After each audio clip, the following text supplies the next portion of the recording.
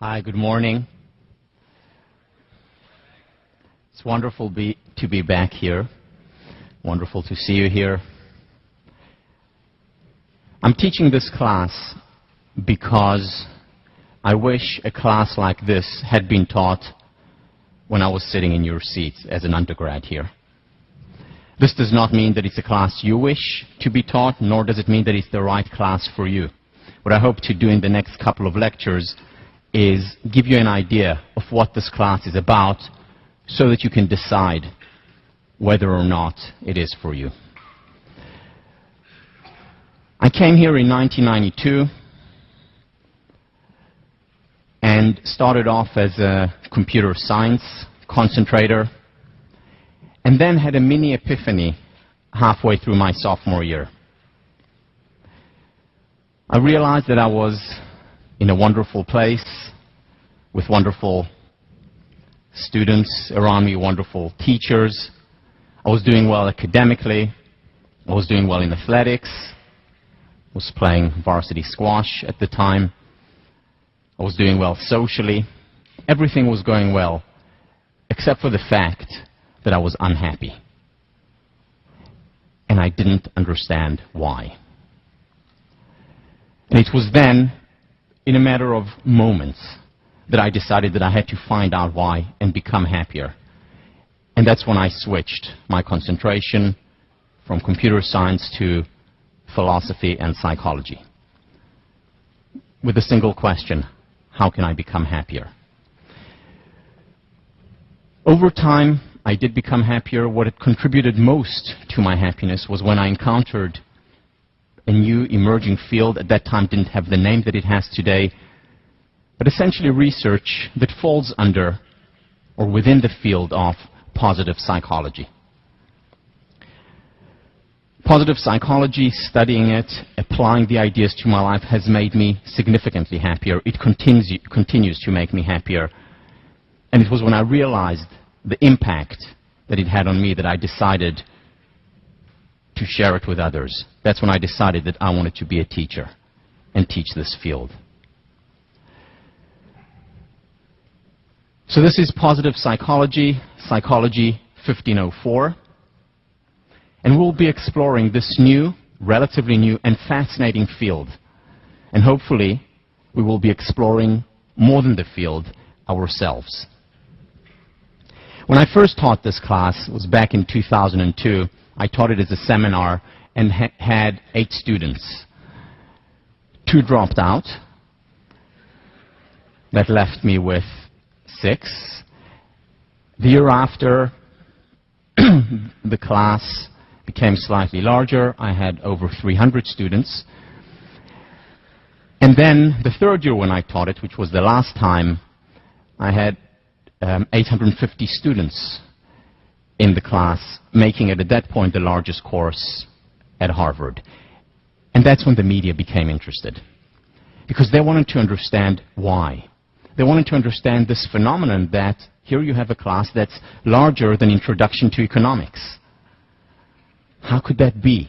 So I was invited by the media for interviews, whether it was newspapers, radio, television. And I started to notice a pattern during those interviews. So I would walk into the interview, we'd have the interview, and afterwards the producer or the interviewer would walk me out and say something to the effect of, well, thank you, Tal, for the interview, but you know, I expected you to be different. And I would ask as nonchalantly as I could, of course, as if I didn't really care, but had to ask anyway, how different? And they would say, well, you know, we expected you to be more outgoing. Next interview, at the end of the interview, same thing. Thank you for doing the interview, but, you know, Tal, I expected you to be different. And once again, nonchalantly, of course, I would ask, so how different? And he or she would say, well, you know, we expected you to be less introverted.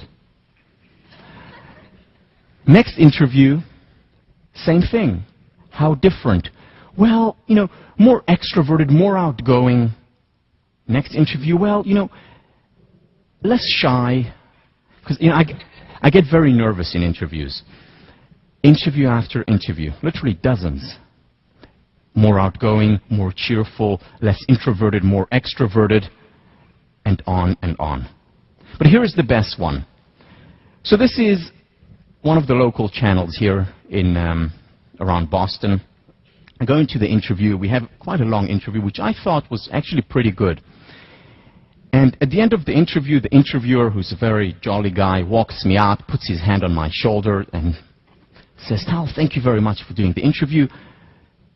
And then the usual comes. But you know, Tal, I expected you to be different.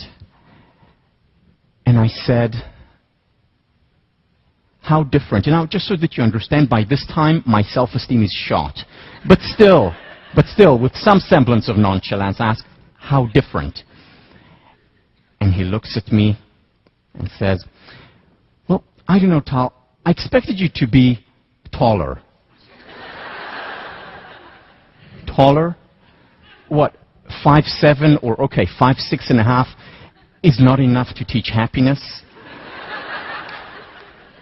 And I thought about it, and I thought about it a lot, the whole pattern from the beginning. And I think I understand why they expected someone different. You see, they had to explain to themselves, as well as the audience, how come this class is larger than Introduction to Economics? And the way to explain it must be that the teacher is very outgoing, extremely charismatic, very cheerful, an extrovert, and of course, tall. Well, there was one L missing there, but yeah, if only.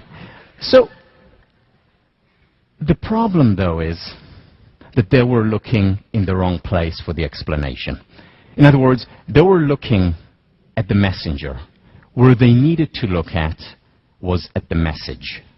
Now, how do I know that?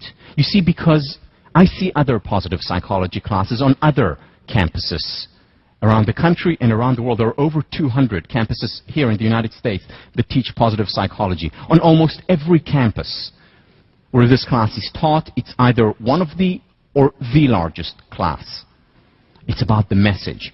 I see more and more organizations taking up positive psychology in their, as consultant companies. Some of the big consulting companies are taking it on. More and more high schools are introducing positive psychology classes. Elementary schools are introducing it.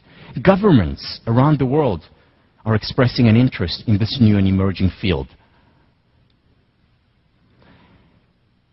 Why? Because it works. Because it really works. You see, this whole realm of life flourishing, of happiness, of well-being, has been, until recently, dominated by the self-help movement. What do we have in the self-help movement? We have books that are very interesting, that are very accessible.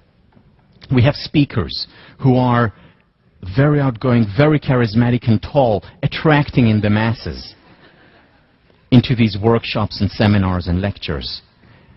But, and there is a very big but here, many of these books, many of these workshops and seminars lack substance. Very often over-promising and under-delivering. So these are the 5 things you need to know to be happy. The 3 things to be the great leader. The 1 secret of success, happiness, and the perfect love life. Over-promising, under-delivering. On the other hand, we have academia. What do we have in academia? We have a lot of rigor, a lot of substance. We have data that's analyzed, reanalyzed, and meta-analyzed. Things that actually work. Good stuff. But, and there is also a very big but here, very few people refereed academic journals. I mean, think about it. How many people outside of this room, of course, have read the last 12 issues of the Journal of Personality and Social Psychology? Well, most people don't even know what that means.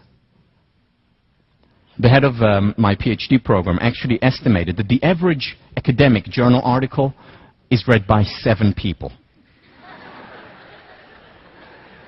You know, and that includes the author's mother. So, and I say it half in jest, but it's actually really sad, because, certainly sad for me as an academic, because these things are good, they're important, things that make a difference, can make even more of a difference, but not accessible to most people. And this is where positive psychology comes in. And this is also where this class comes in. The explicit mandate of positive psychology, as well as of this class, is to create a bridge between the ivory tower and Main Street. In other words, it is to bring the rigor, the substance, the empirical foundation, the science from academia, and merge it with the accessibility of the self-help or New Age movement. In a way, the best of both worlds. And this explains the popularity of the field of positive psychology. Science that works. This class will be taught on 2 levels. The first level, it will be taught like any other class in psychology or any of the classes that you have taken here. You'll be introduced here to studies, to research, to rigorous academic work. You will be writing a paper, an academic paper. You'll be taking exams, just like every other class. But then it will also be taught at a second level, which is for every paper that you'll read, every paper that you will write, you will always be thinking, okay, so how can I take these ideas and apply them to my life? How can I apply them to my relationship? How can I apply them to my community? 2 levels. The academic, applied. I did not just introduce, whether it's in the readings or in lectures, ideas just because they're interesting for the sake of the idea. It's always an idea that is both rigorous and can be applied.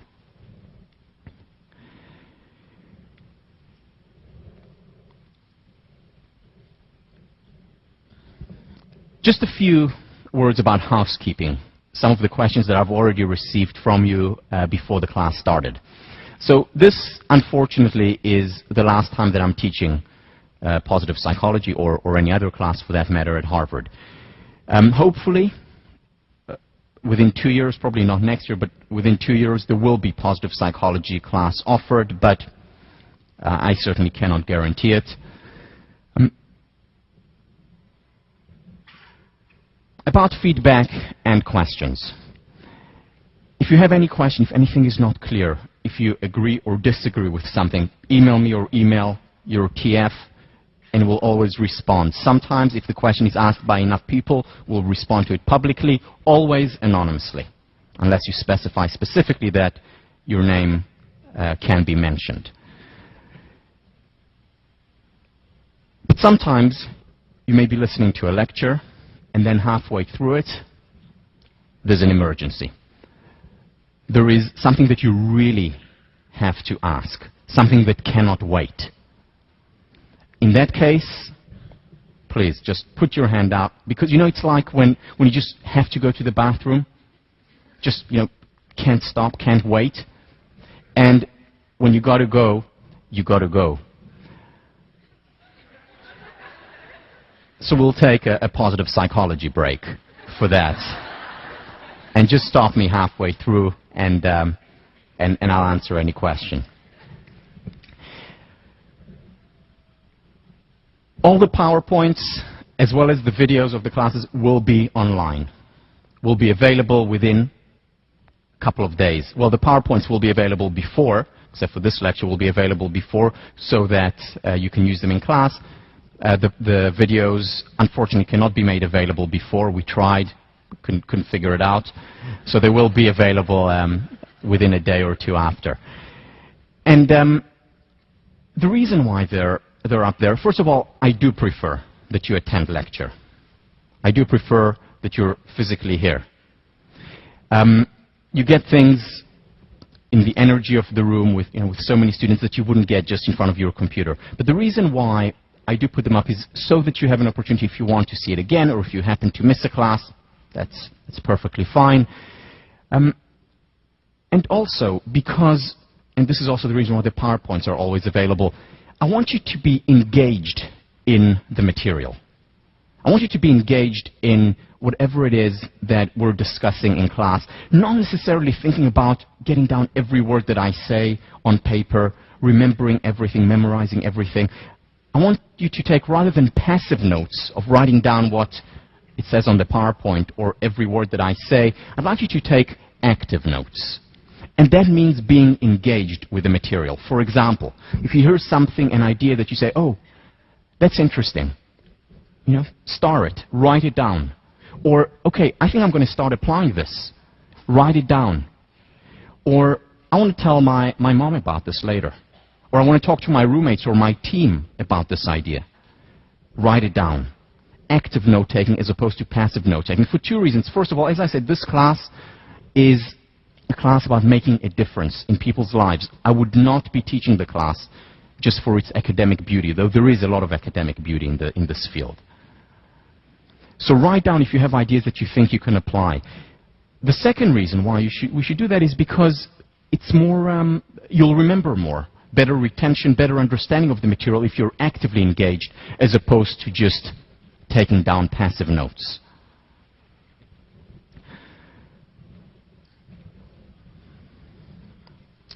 Throughout the class, starting next week, we'll take what I call time-ins as opposed to time-outs. It's like a time-out.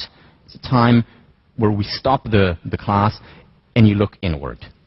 And this is literally a time of silence in the class. I will stop for a minute or two, and you'll have a chance either to just stare at me or anyone else, or think about what we've just discussed, or have a guiding question that I will provide you that you will address during the class.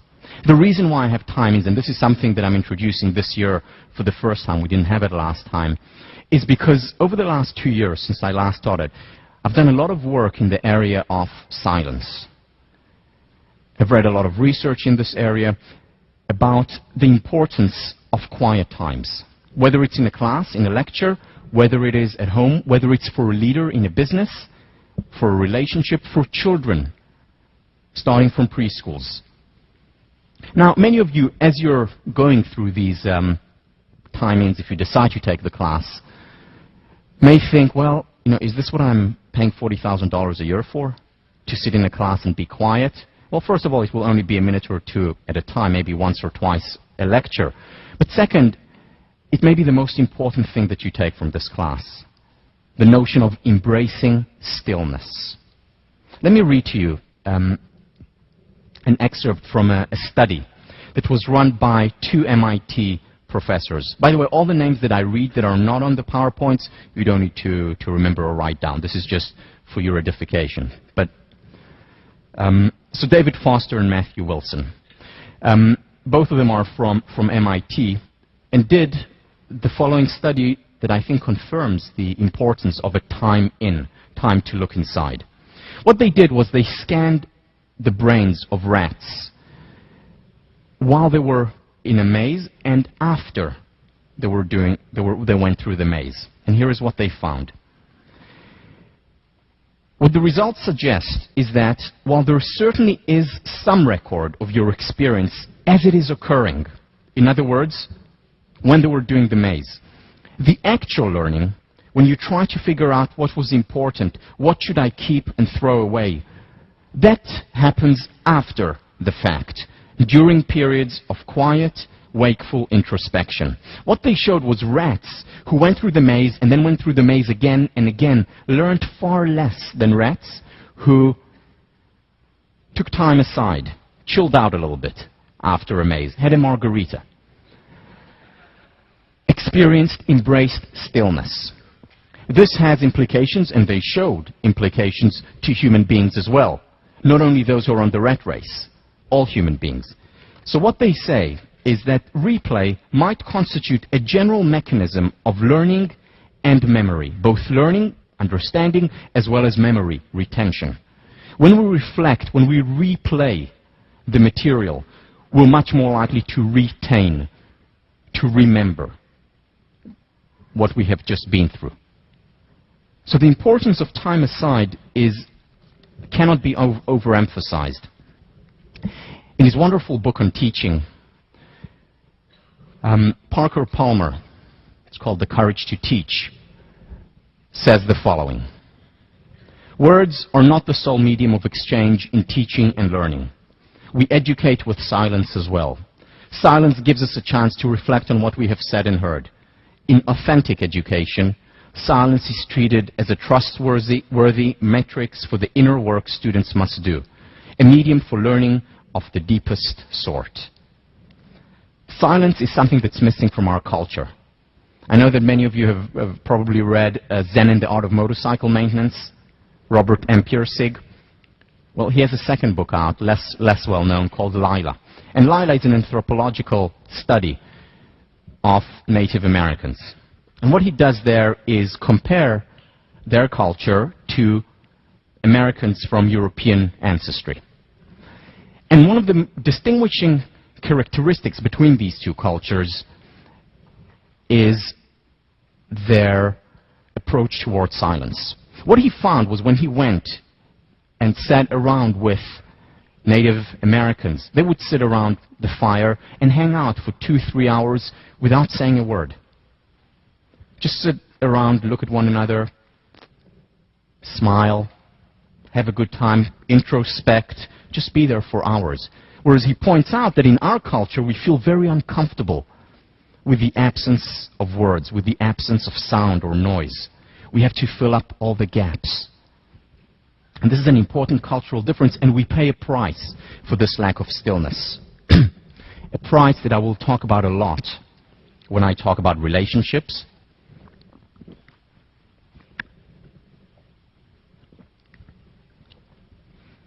when I talk about virtue and morality, and when we talk about happiness and well-being in general.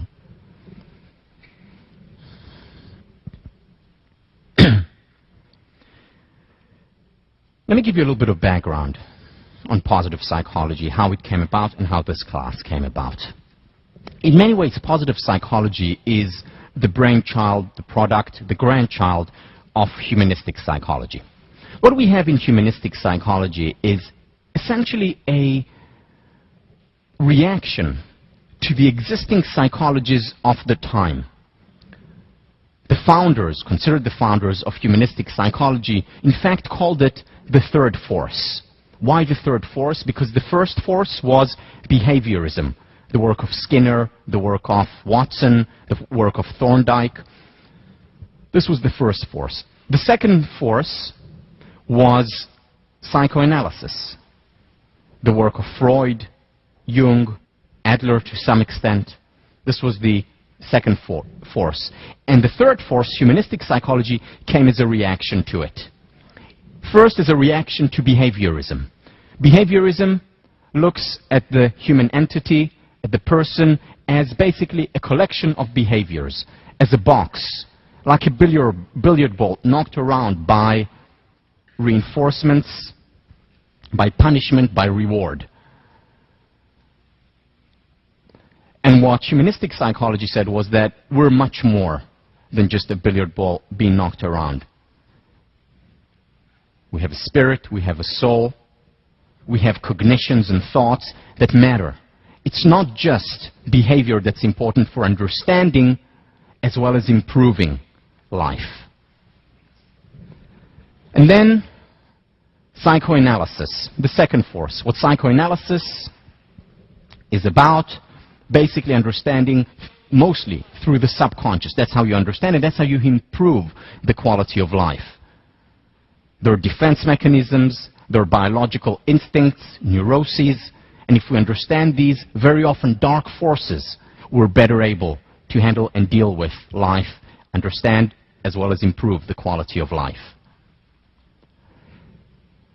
Humanistic psychology says a human being is much more than that, much more than biological instincts, much more than neuroses, much more than a person who exists in a Newtonian reality, like a billiard ball.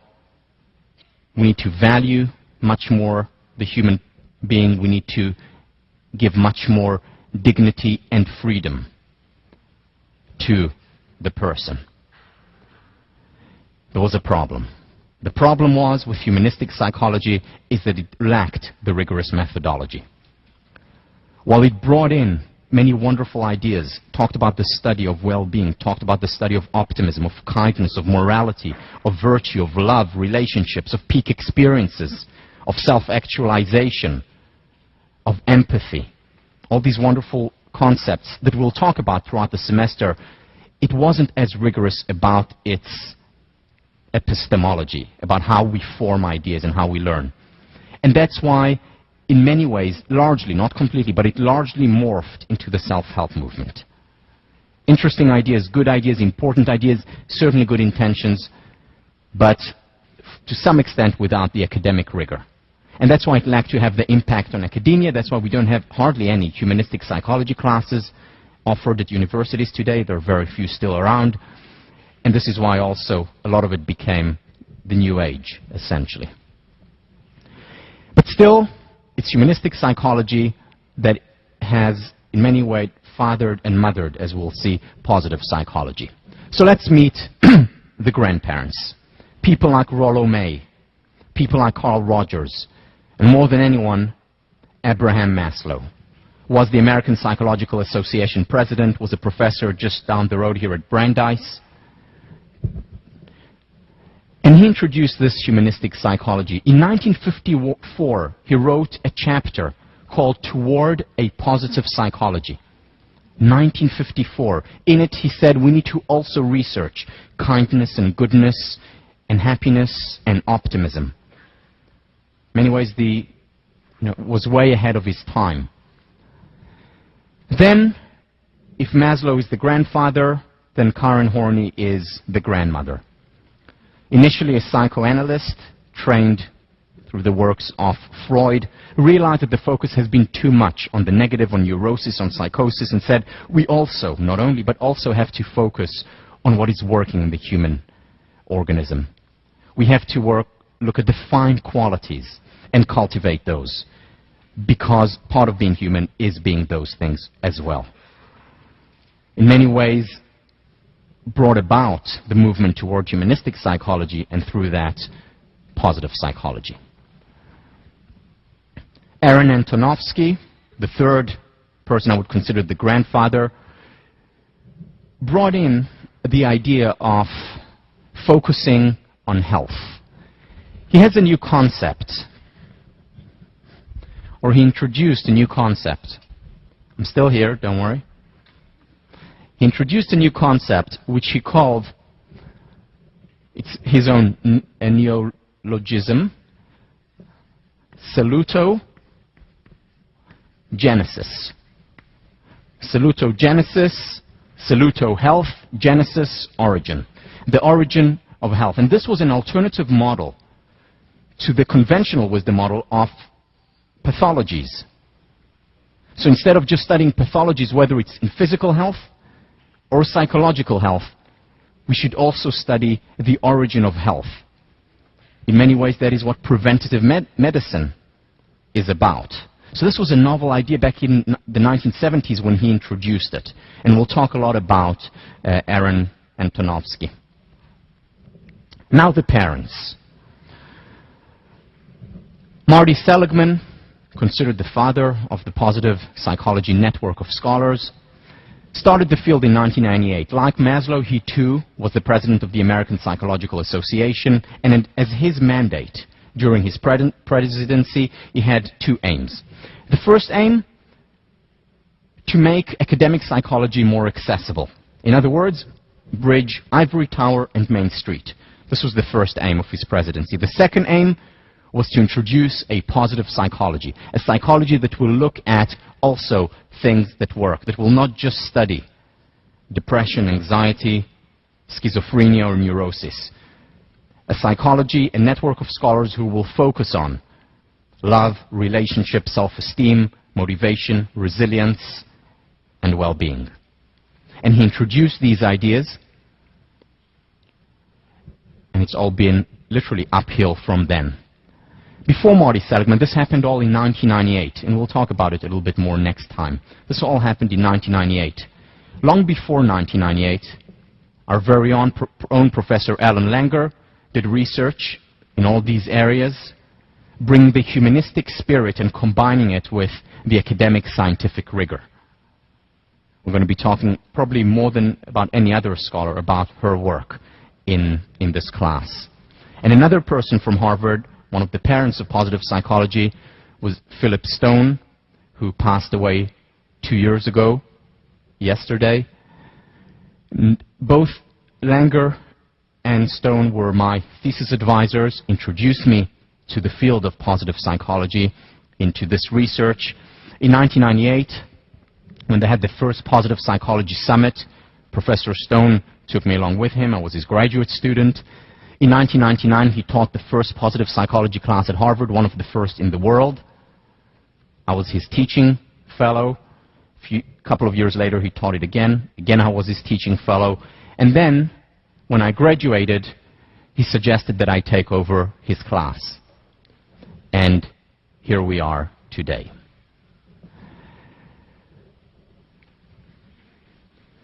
So this is 1504. Let me give you a sense of, in the next half hour or so, a sense of what to expect in this class. The first thing is that this class is not just about information. It is also explicitly about transformation. What do I mean by that? You see, most of education today is about information. What is information? So we have a container, which is our mind, and information is about taking data, taking science, taking information, and putting it inside the form. That is information. Now, when this form is filled, that's when we're educated. More information, more data, better. Not enough. Because it's not just information that determines our well-being, our success, our self-esteem, our motivational level, the relationship and the quality of our relationships. It's much more than information. Transformation is about taking this form and changing it. Change, form, shape. Change the form. This is transformation. This is a distinction that I learned first from at school Professor Robert Keegan, who talks about this. Information in and of itself is not enough. Think about this example.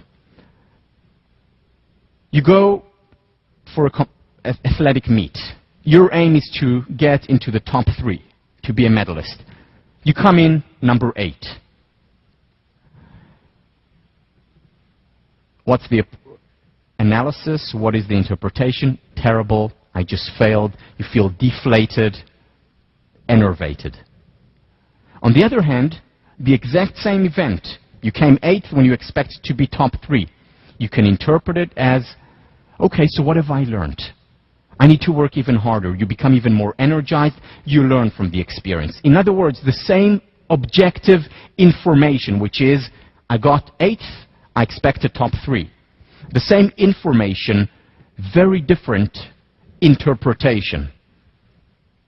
One is a disaster, the other interpretation is an opportunity.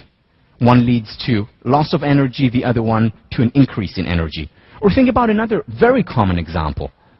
We know of many people around the world who seemingly have everything, who are doing well, who have more than they need, and yet they're unhappy. And then there are people around the world who have very little, and yet never stop to celebrate life. And then we have the other way around as well, people who have everything and appreciate it and enjoy life, and people who have very little who see themselves as victim.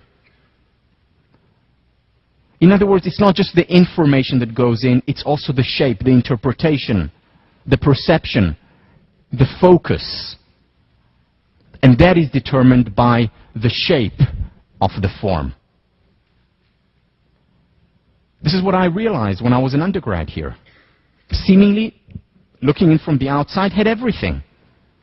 Doing well, sports, academics, socially, and yet my perception, my focus, my interpretation of life, not that great. Wasn't happy. The interpretation matters very often a lot more, as we'll see, than the information that goes in. One of the sentences that I'll repeat throughout the class is that happiness is much more contingent on our state of mind than on our status or the state of our bank account. And that's where transformation comes in, and that's why it's so important for well-being. What that will look like in practice is that we will cover not so much information, we'll uncover much more. And I don't mean that in the Berkeley sense of the word. I mean that in the academic sense of the word. In other words, what we'll do is uncover potential that we have inside us, that we've had inside us all along. Maybe we just didn't see, or maybe it was obscured by something or another. We'll uncover it so that we can utilize it, so that we can focus on it, so that we can perceive it. Here's a story just to illustrate this. So this is Michelangelo. One day he was asked by a journalist of his time, how did you create this most amazing masterpiece, David? To which Michelangelo responded, it was easy. I went to the quarry, I saw this huge piece of marble, and in it I saw David. All I needed to do was to chip away the excess stone, to get rid of the marble that shouldn't have been there. And when I got rid of this excess stone, there was David. Now obviously, easier said than done, but the story captures the metaphor of what this class very much is about. It's about chipping away the excess stone. It's about getting rid of limitations, of barriers, whether it's the fear of failure, something that we didn't have as kids, but today most people in our culture have it. It's about chipping away perfectionism that is debilitating and that often hurts us. It's about chipping away our ability for success because maybe we're afraid of success. Maybe we feel guilty about some of the things that we have in our lives and that in turn limits us. Maybe it's about chipping away the limitations in our relationships and why we don't thrive within them. This is what this class is mostly about. As Thoreau says, the soul grows more by subtraction than by addition. By getting rid of these limitations that are preventing us from fulfilling our potential, because our potential is in there in nature, and we'll talk a lot about human nature. It's there, whether it's through God, whether it's through evolution. We have a lot of potential that over time, with external voices, with being part of our culture, that very often these limitations are put on top of us, just like the excess stone.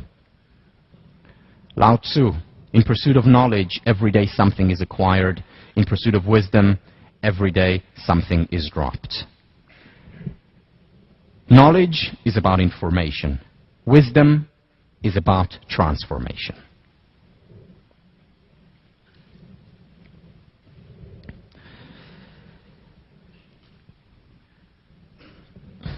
I was recently interviewed for a newsletter on coaching before a large conference on the topic.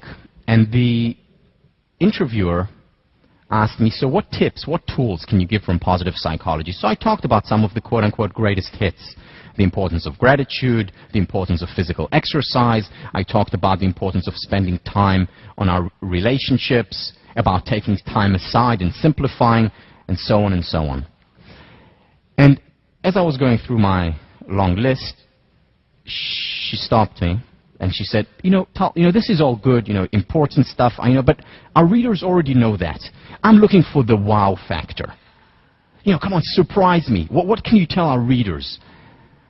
And I thought about this question for a minute, and I realized that There is no wow. And I told her that. You know, if there is a wow, the wow is that there is no wow. That's it. You see, because the overnight transformation emperor, the emperor of quick fixes, has no clothes. Doesn't exist. It's over-promising and under-delivering. You know, a good life, a fulfilling life, a rich life includes ups and downs, includes pain and getting up again. It includes failure and getting up again. It includes success and celebrating it. Victories and losses, ups and downs, as we'll talk about next week. It's not about this one secret, one wow to the good life. And many of the things that you will learn in this class, you would have heard of before. Probably nothing new to you. You already know it inside of you. And you're going to say, well, this is common sense. And yes, a lot of it is common sense. However, as Voltaire once said, common sense is not that common. And this especially applies to application. So the aim of this class is to make common sense more common, especially in the realm of application.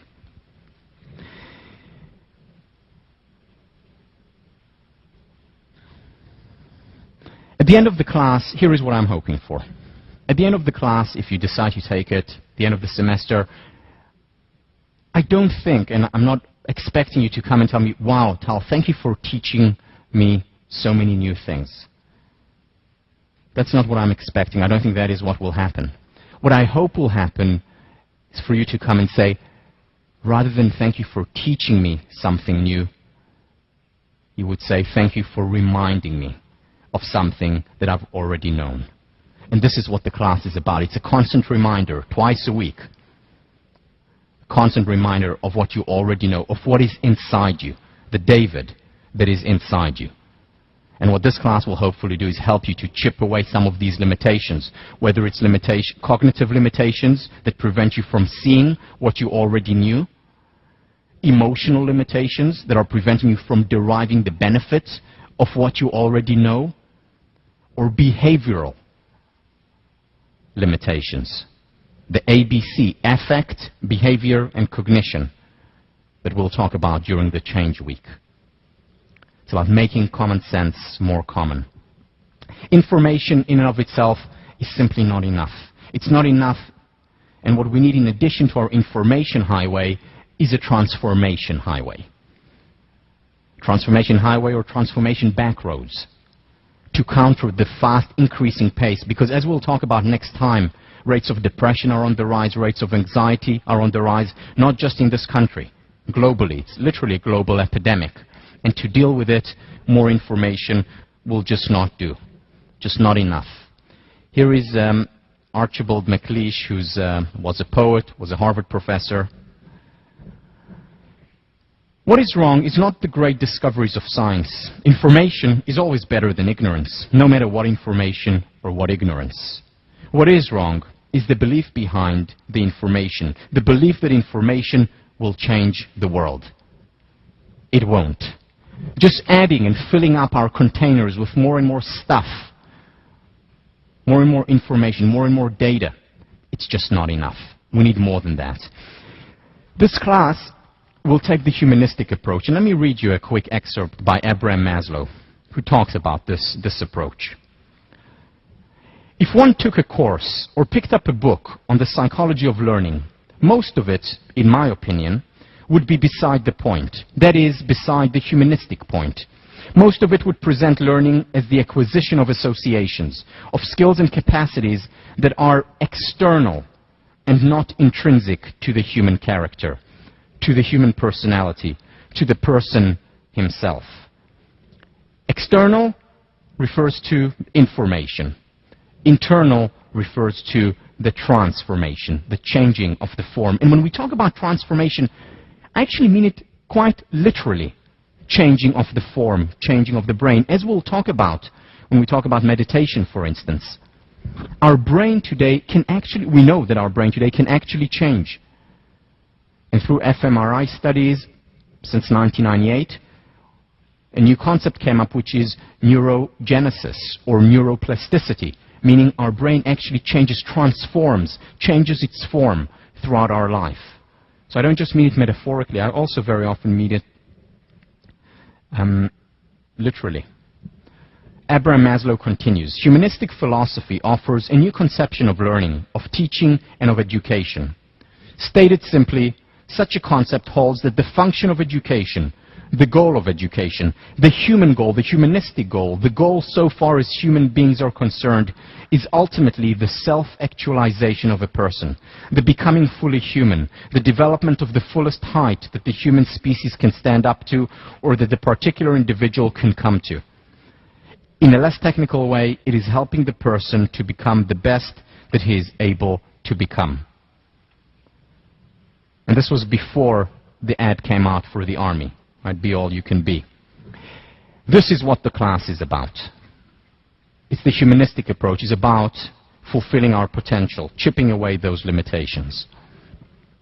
Now, to many of you this may sound naive, idealistic.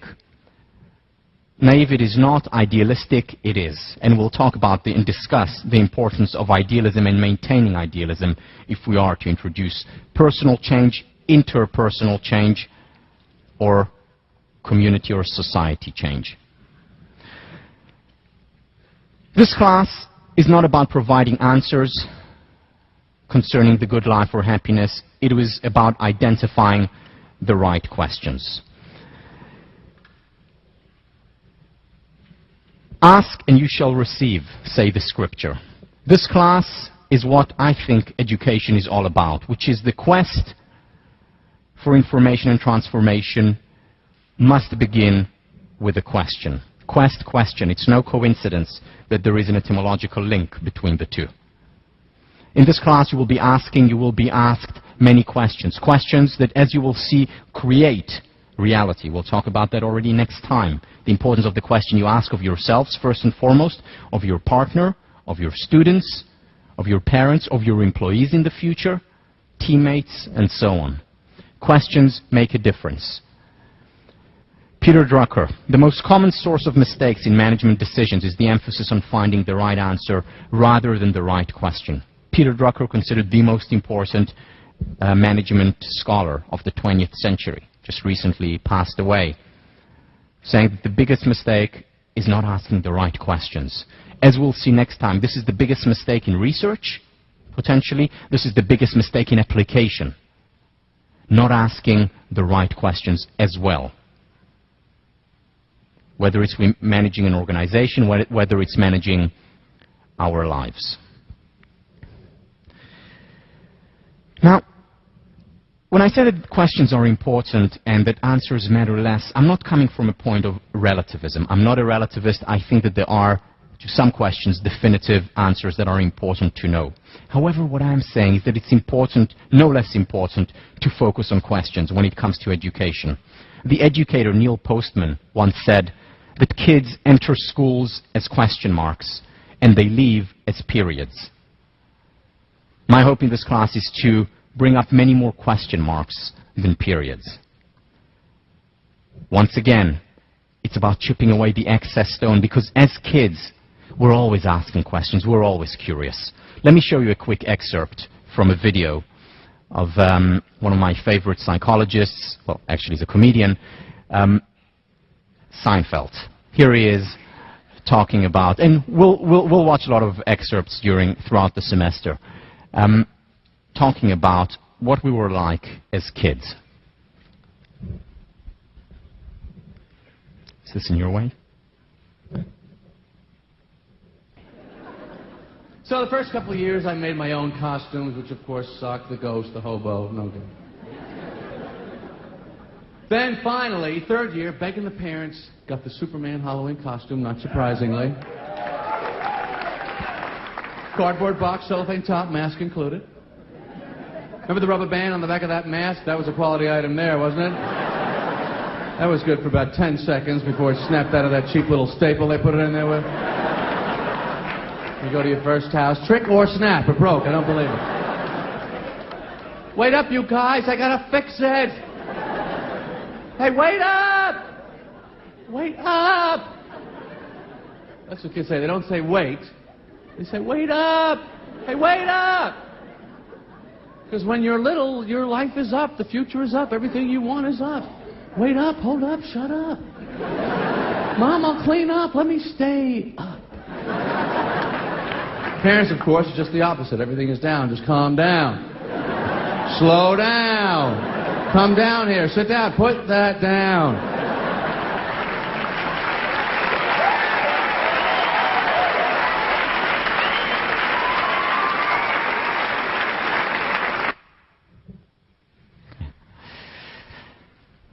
So again, this curiosity, this looking up, this opening up, as opposed to closing down that kids have, this notion, this is what I hope will happen in this class.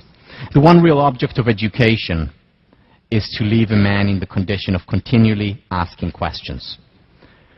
So here's a longitudinal study that was done by John Cotter. John Cotter, professor of leadership and management at the business school across the river, came to Harvard in 1972, joined the faculty, and started to follow Harvard class, MBA class of 1973, and followed them for 20 years. And what he was interested in was to find out all the information that he could about this class. What he found 20 years later, early 90s, when the study ended, was that these students were ex-students were extremely successful, very wealthy, having a lot of impact, whether it's on their organization, the community, did extremely well. But within the large group of highly successful Harvard MBAs, he found a small group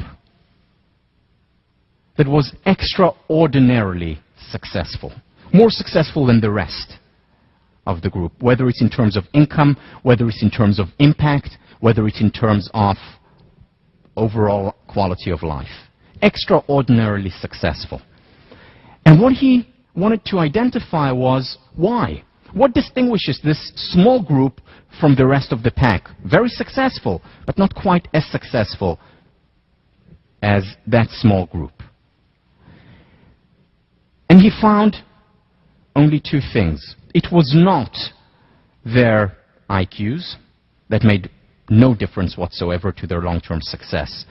It was not where they came from, pre-MBA, what they did, had nothing to do with it. Two things alone mattered in terms of determining who will be the extraordinarily successful and the rest. The first thing was that the extraordinarily successful groups really believed in themselves. They thought they could do well. They were driven. They were motivated. And we'll talk about that in future lecture as beliefs are self-fulfilling prophecies. They thought, I'm going to make it. I'm going to succeed. That's the first thing, this sense of confidence. The second thing that he found was that this group, they were always asking questions. Always asking questions, initially of their boss, later of their employees, of their partner, children, parents, friends. They were always asking questions. They were always at this state of curiosity, always looking up, opening up, wanting to understand the world more. They didn't say, okay, now I have my MBA. That's it, I know enough. They were lifelong learners. They were always asking questions. These two distinguishing characteristics account for the difference between the extraordinarily successful and those who were successful. The question that has guided me, whether it's in writing the book, whether it's in creating this class, whether it's first and foremost my personal life, is what I call the question of question, which is, how can we help ourselves and others, individuals, communities, and society, become happier? Note that it is not about helping ourselves and others become happy. It is about becoming happier. Why? Because many people ask me, so, Tal, are you happy? And I can't really answer that question. I don't know what it means. Why? Because, how do I determine whether or not I'm happy? Is it compared to someone else? Is there a certain point beyond which I become happy? Happiness is not a binary either or, 0, 1. Either I'm unhappy or I'm happy. Happiness resides on a continuum. So my answer to this question, am I happy, is today I'm happier than I was 15 years ago when I started focusing on this pursuit. 15 years from now, I certainly hope to be happier than I am today. Happiness is a lifelong pursuit. And hopefully this class is part of that pursuit, but just part. You will not be happy at the end of the class. Hopefully you will be happier. Because many people sit here, during the lectures on self-esteem, for example, or when we talk explicitly about happiness, and they say, wait, do I have high self-esteem, thinking about themselves? Do I have high self-esteem or low self-esteem? Irrelevant. Impossible to answer also. The question is, how can I improve my self-esteem, my healthy self-esteem, not narcissism, of course? How can I become happier? That's the important question. And this is the question of questions. This class is not a survey of positive psychology. If you want a survey of positive psychology, I can recommend some excellent textbooks, whether it's by Lopez or by Peterson, great textbooks. There's also the Handbook of Positive Psychology, which is a huge book with most of what you want to know about the field. You can also use it in self-defense, very useful in that respect. But a wonderful book, very well written, very accessible in the spirit of positive psychology. But this is not that. This is not a survey of positive psychology. What it is, it's a selective exploration of the question of questions. In that way, it is eclectic. My background is in psychology and philosophy. I studied organizational behavior. I worked as a consultant in business for a few years, still do some work there. I worked in the field of education, do a lot of work in the field of education, and I take from all these areas. I also draw on, not just on positive psychology, I draw on clinical psychology in this class, I draw on cognitive psychology, social psychology, and so on. It's an eclectic class because my guiding question was, what would contribute to happiness? And if something within psychopathology I thought could contribute to our well-being, I took that and used that. If something from the field of consulting and organizational behavior contributes, that became part of the class. As much as I could fit in, of course, in one semester. So the class is eclectic. The class is not cross-cultural. I will bring in ideas from Eastern thought. I lived in Asia for a few years, worked there, studied and continue to study the Eastern philosophies and psychologies, but my training primarily is in Western psychology, and the focus of the class will be that. However, that doesn't mean that positive psychology doesn't apply to people from different places in the world. Now, there was recently a meeting between senior scientists, psychologists from the West, people like Paul Ekman, Richie Davidson, some of the most important minds in the field of psychology, meeting with the Dalai Lama and some of his monks. And they were talking about the future of psychology, about research and how can you research meditation and so on. And one of the things that they were talking a lot about is cross-cultural differences. And when that came up, the Dalai Lama suddenly seemed uneasy. And when Daniel Goleman, who was writing about this whole event, which was held in India, asked him, what's wrong? The Dalai Lama said that he was not comfortable with talking and emphasizing so much cultural differences. Now, you can say many things about the Dalai Lama. One thing you cannot say about him is that he's culturally insensitive. Arguably, one of the most sensitive people alive. And yet he said that we're focusing too much on cultural differences, and he added, not because there are no cultural differences, of course there are, and they're important, but there are many more similarities than differences, and we shouldn't ignore those similarities. Daniel Goleman about the Dalai Lama, we were a little surprised by the Dalai Lama's seeming resistance to the notion of cultural differences.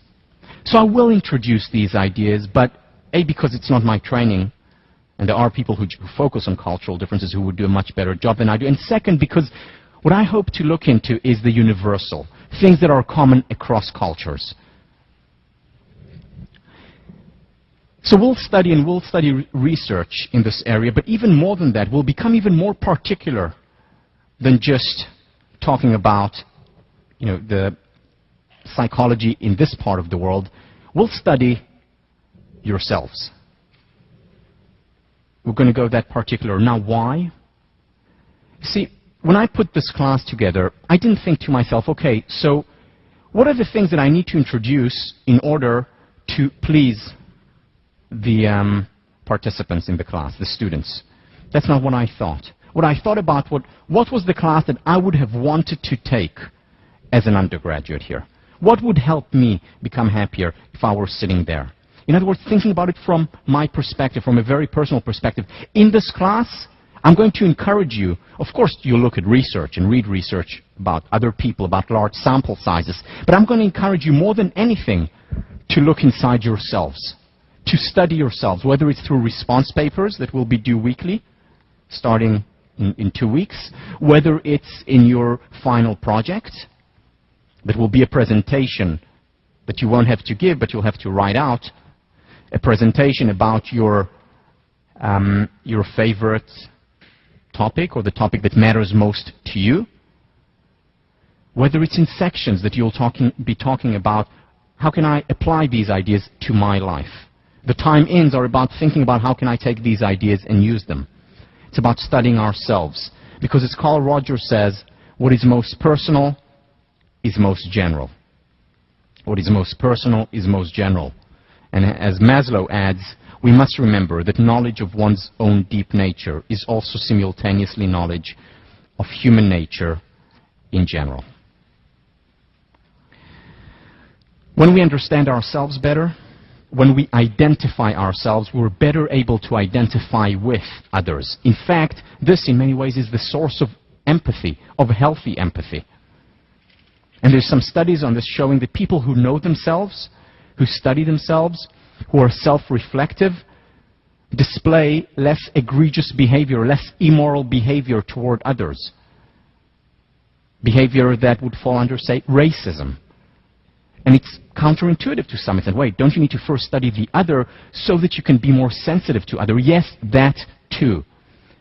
But it's not enough. It's important to also study ourselves, because when we see our deep nature, what we encounter there is actually part of the universal nature, the similarities among us all, regardless of where we're from. And this is what the Dalai Lama was talking about. Not stop cross-cultural, do it, important, but at the same time not ignore the self, not ignore the universal within each one of us. C.S. Lewis, there is one thing and only one in the whole universe which we know more about than we could learn from external observation. That one thing is ourselves. We have, so to speak, inside information. We are in the know.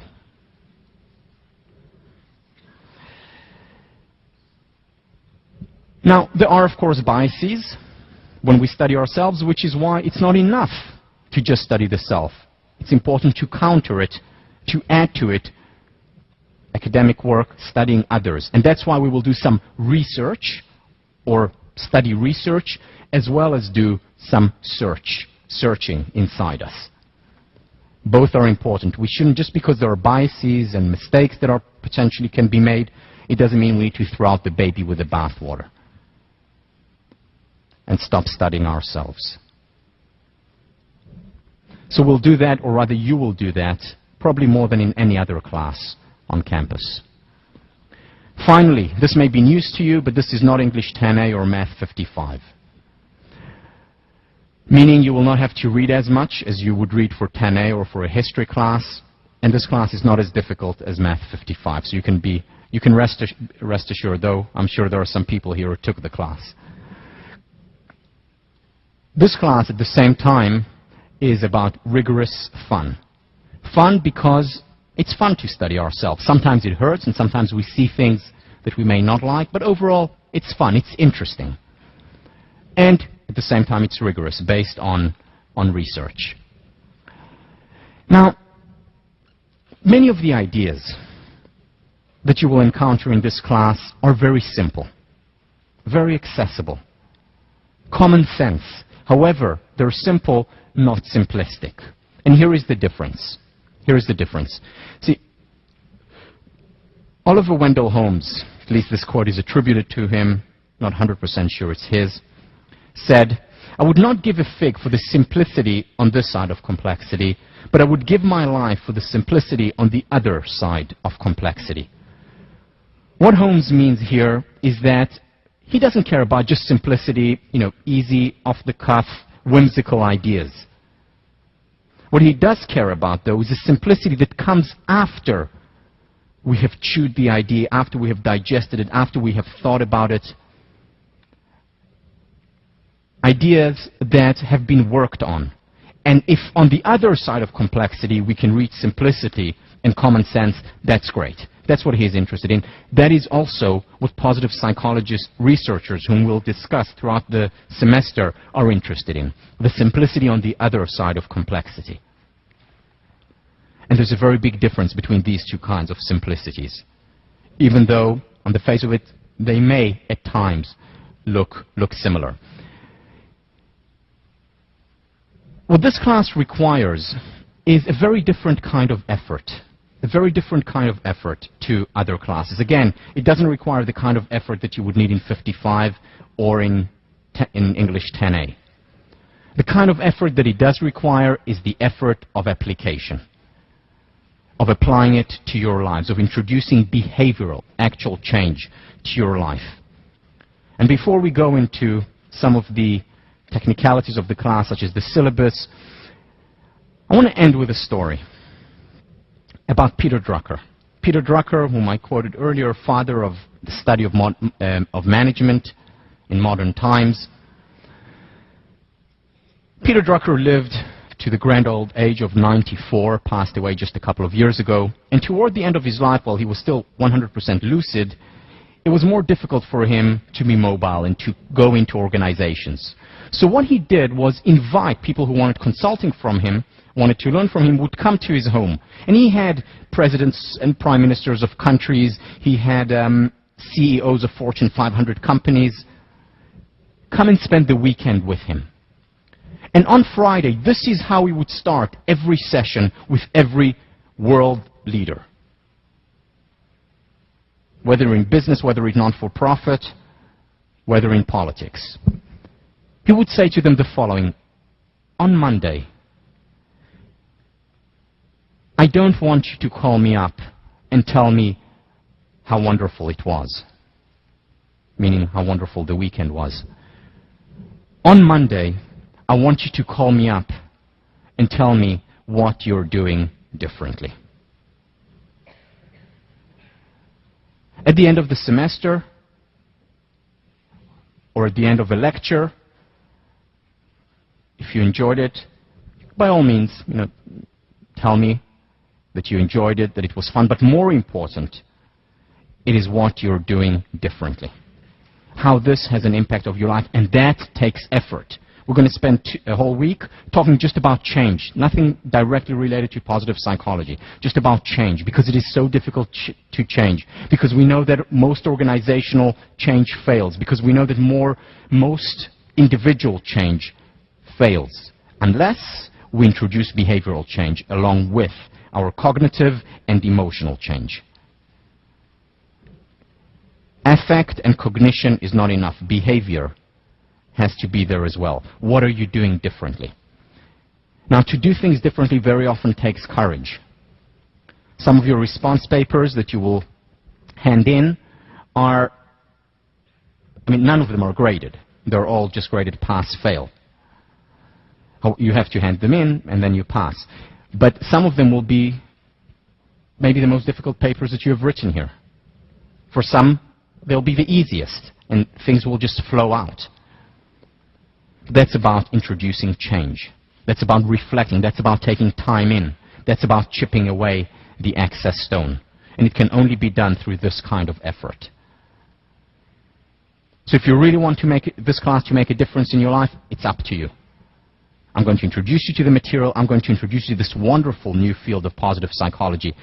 What is up to you is to then take it and apply it.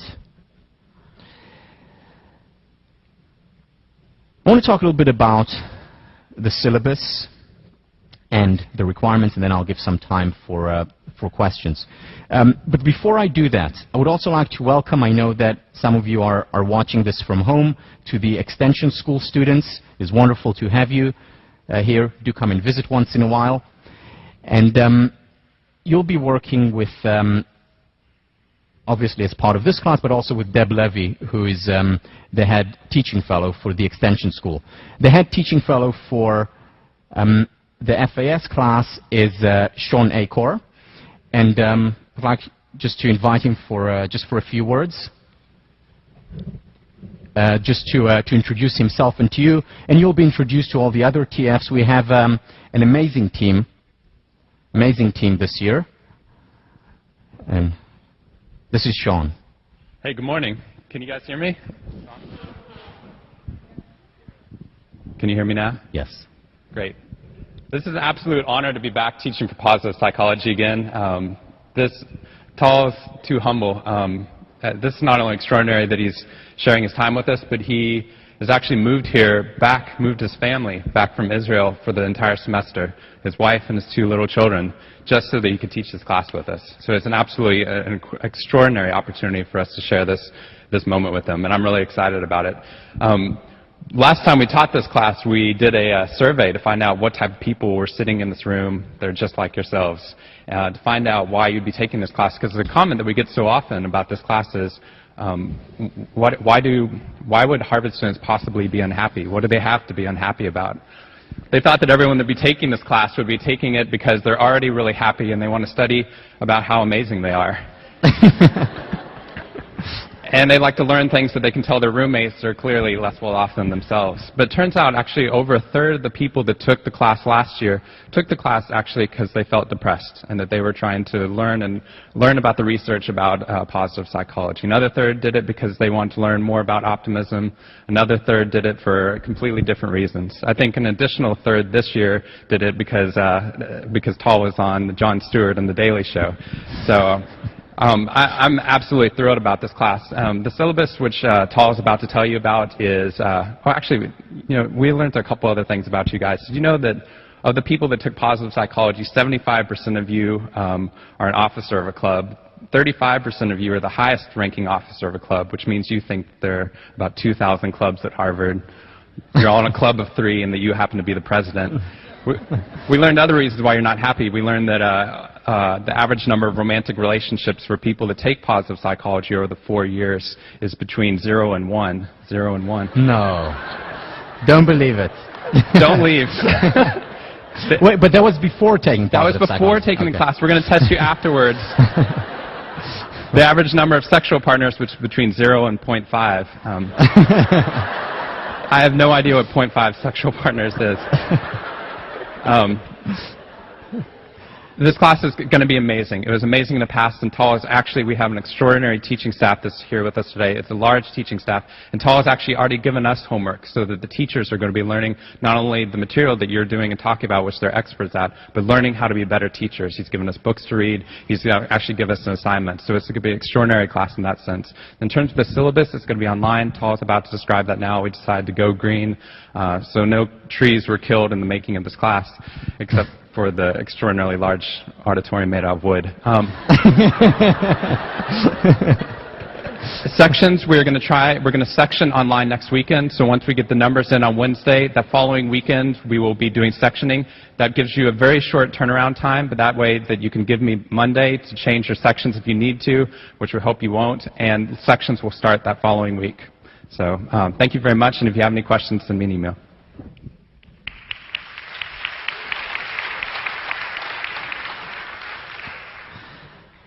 Okay, so I don't think I'll have to explain to you why.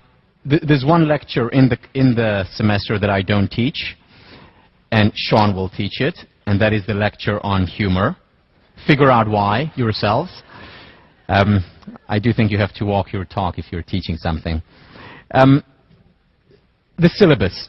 The class, pedagogically, just to introduce you to my thinking about the class, is what I call an integrated class.